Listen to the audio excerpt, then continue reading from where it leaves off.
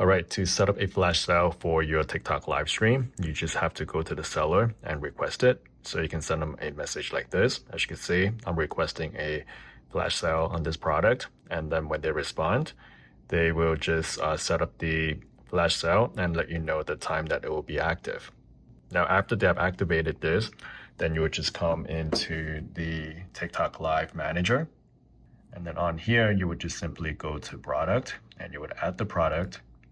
So go to add product, go to showcase product.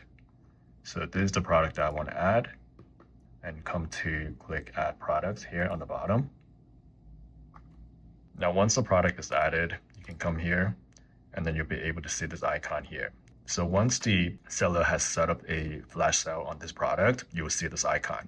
Without them activating it, you will not see this icon. So once you have this icon, you can just click on it, and this is where you can set up your flash sale. And you can edit your flash sale stock here. So let's say you want to go by quantity 10, and then you can click next. You can set up the countdown timer. We can do 10 seconds. And then for the duration, you can also adjust this. So let's say we want to do 8 minutes. And then just click on setup. And that's how you set up your flash sale for TikTok Live.